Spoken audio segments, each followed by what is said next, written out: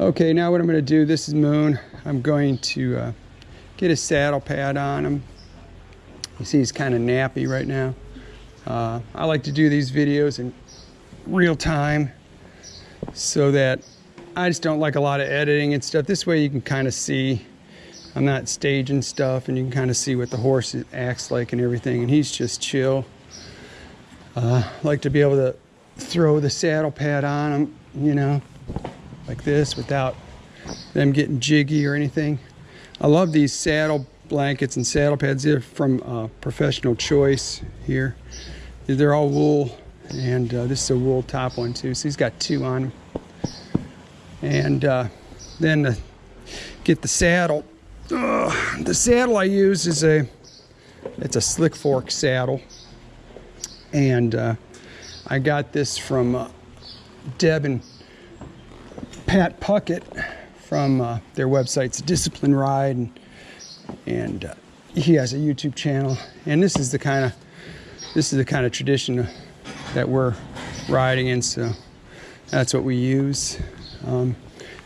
The only downside is they're heavy, you know, but they're really comfortable for the horse and you. I like that a lot. I also use these mohair cinches here. These are Professional Choice too. I love these. They don't seem to they seem to be really comfortable for the horses. So I'm just going to make sure all this straps and everything are all out. Go around like this. Everything's good there. Now when I reach down, I face the back leg like that, right? And reach under. This way you won't get not that he's not even look like he's going to kick, but it's a good practice to get into. This way they have a harder time kicking you, kind of.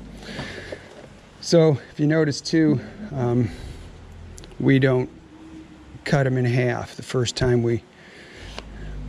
pulls we pull on them. You know, we just do. I do it in four stages, 4 pulls typically. He's kind of chunky right now. He's been out in the grass and everything, and you see look how he's actually just kind of napping. This is how he is. He's an energetic horse. He's very strong. He'll go all day, but when he's off, he realizes he's off and he can just chill.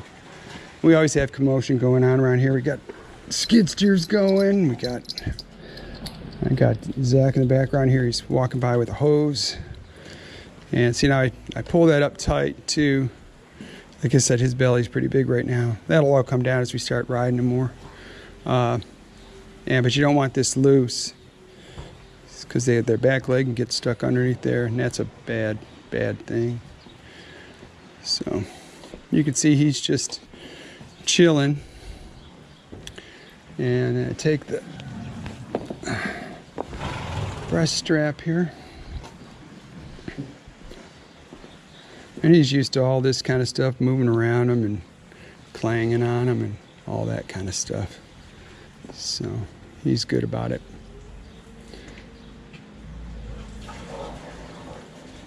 Okay, so tuck that into there.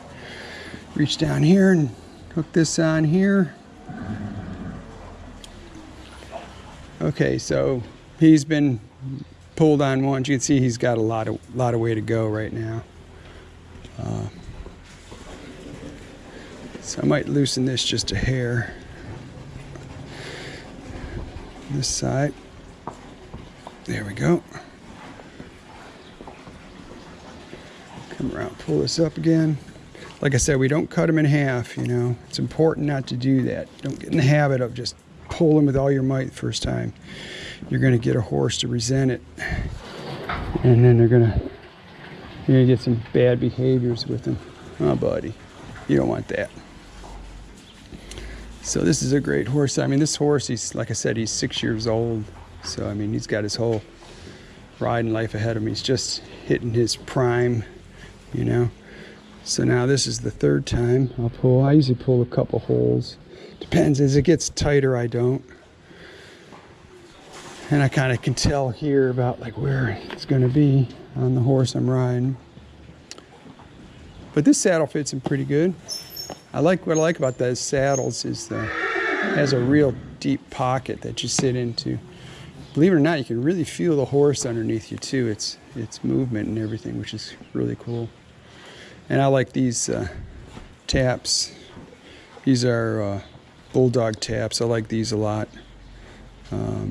They're good in the winter especially, but they're also good for keeping brush out of between your feet and the stirrups, you know, like that. And they look kind of cool. So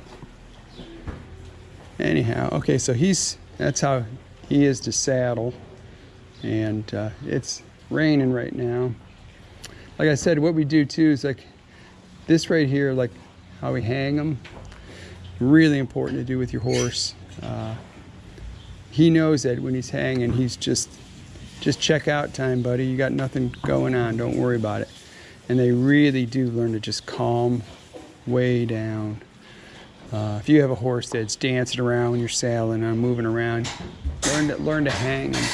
It also helps with horses wanting to come back to the barn.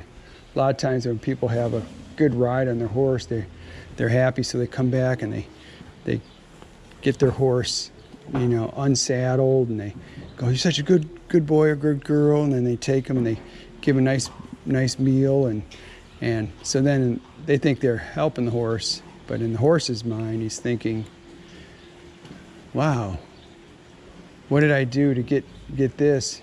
And next time you're riding, he's going to want to do it quicker, so he'll start throwing bad behaviors at you to get you to take him back to the barn, so he can get fed and treated and be off. So this is another good thing about hanging a horse like this, because you hang them like this, then we do it for at least 30 minutes after the ride, if not a little longer. That way it breaks the cycle when they're out riding and when they're done riding. So they're thinking, if I get back to the barn, I'm just going to stand there. You know, what's the point of that? You know, so you can see look at him, he's taking a nap. That's Moon. Such a good boy. All right, I'm gonna wait till the rain subsides a little bit, and then I'll get him out and I'll work him a little bit, show you what he can do. Should people subscribe? They should. Hey, smash that like button and subscribe. Hit that notification bell. Thanks for watching.